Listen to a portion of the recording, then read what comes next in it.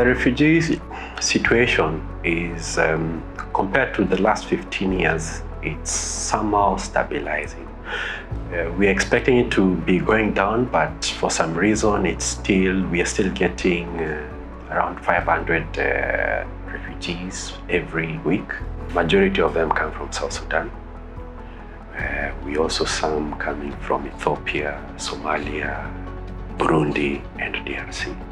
I mean, most of it is due to drought, but originally 15 years ago, it was basically civil related. So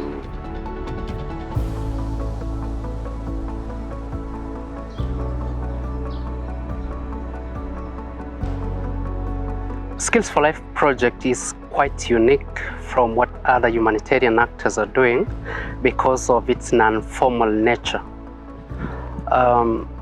It is an integrated approach that infuses both technical, business support, life skills into the curricula. Vocational recruitment training is important in different aspects. In Turkana, we do not have white-collar jobs in our county. We have idle youths, and these youths would end up going for crimes because they are idle. But now, when they go through these opportunities, one, they get self-employed, and this self-employed gets them to an living. Skills for Life is designed in a very special way that it responds to the needs of both the refugee and host community. 50% of this resource is addressed to the refugees and 50% to the host community. The model looks at 50% male and 50% female, and also 20% young female. It seeks to reach the youth between the ages of 16 and 25, and as also in the third phase, it opened up to those up to the ages of 39. Skills for Life works closely with community-based organizations that are refugee-led and host community-led. Our role as implementer is that of conducting community awareness and mobilization at the community level as a way of calling everyone to come and participate for the special training of their choices. S4L Productions was founded by the refugee youth whom come or have origin from the refugee status. Thus, we really understand the condition, the cultural background and the perspectives of most refugees, so it is easier for us to get related to them and to make them understand or influence them in one way or another so that they may come to get the benefit of this special training.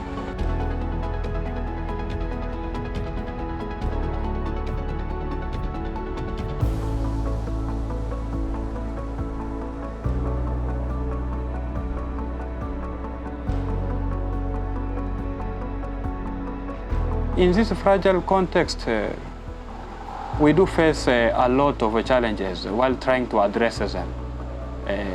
One and the most of which being that of cultural differences.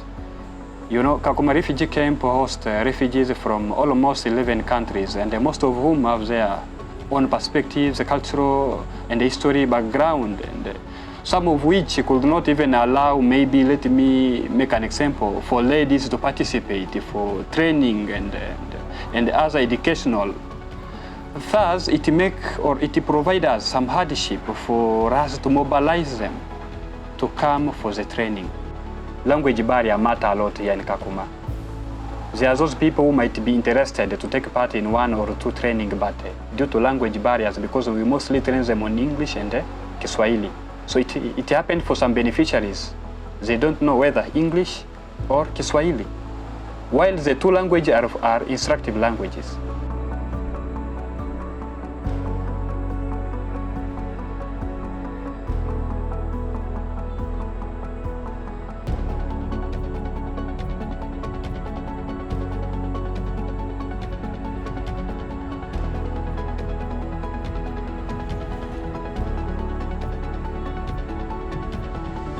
And my role as community-based trainer is to approach youth, register them in technical training with their interest, then help in career guidance, also helping them to start their own business through the mentoring concept, and most overall is like monitoring the progress of these groups. Like I'm mentoring the business. Technical part is done, I'm doing the business. What is your target? How do you achieve it? So it's like mentoring is needed for technical aspect because it builds on the fundamental of now the technical aspect. You are done now. You are doing the business. How is this impacting your personal life? Are you earning an income? Because despite the limited resources that you have, there are things that you can think of. Sisi tulifunzwa kila kitu, vitu mingi, sio kupika peke yake.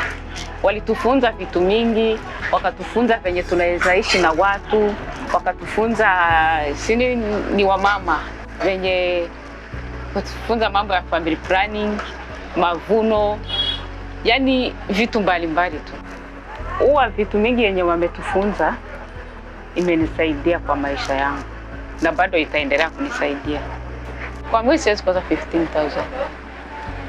Huwa kenye kinafanya sana mimi nipende kazi na nipende kufanya kazi ni watoto wangu.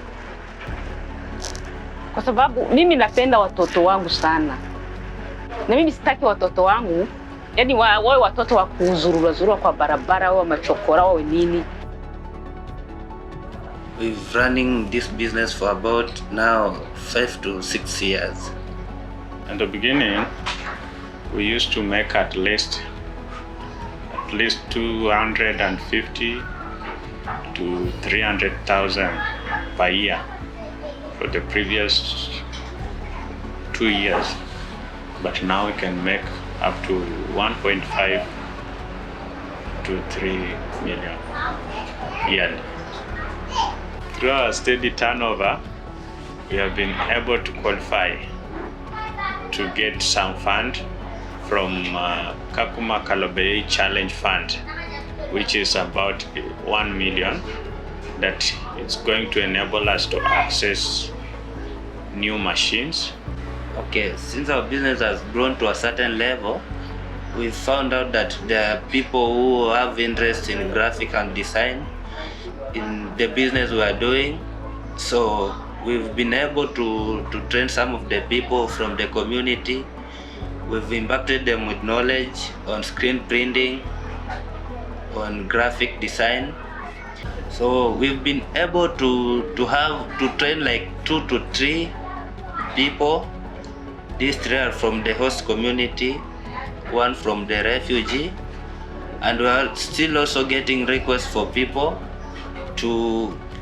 want to come and learn from us. Before the training, my life was challenged, but after when I get training, I get at least challenges that I was having, it's not there.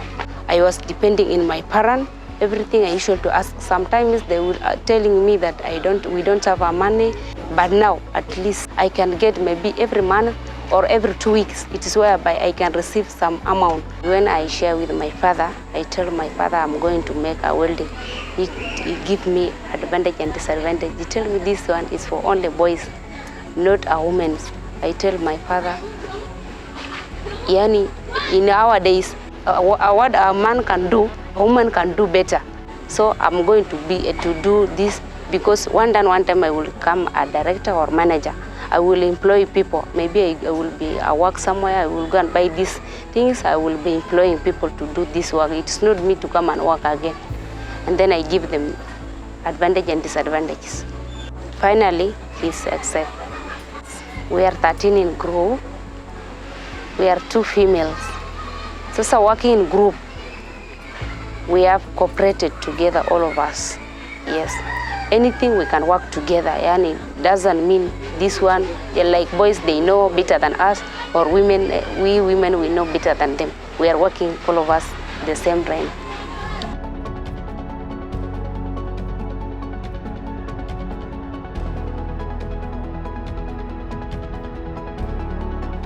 A Academy continues has two components. One, the technical trade training components, which allow beneficiaries to train in particular trades.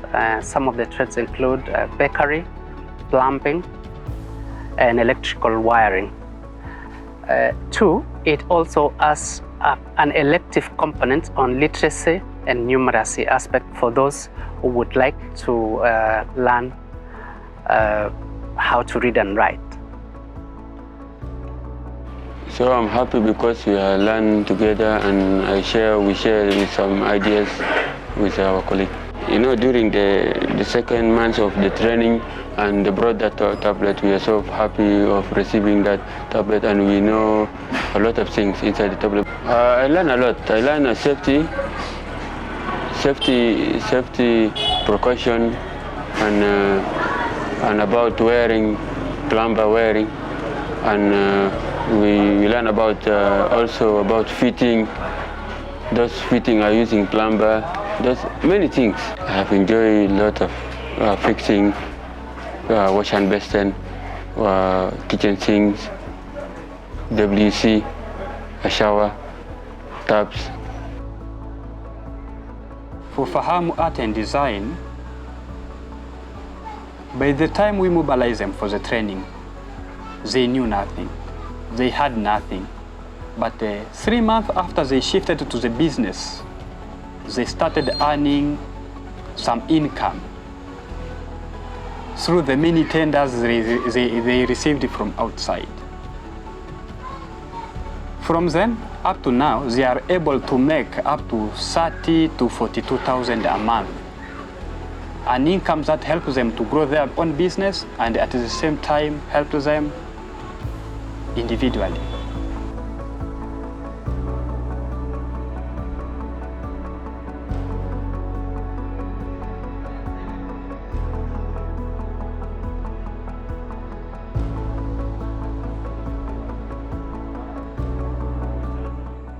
So for the all refugees, don't lose hope. I only encourage them to don't lose hope whenever you run from your country and you come. Don't say that because I ran, I want to be peacefully without anything. You should make something for your future. Even if you return back or you will be here, wherever you are, but make something to your life to make change.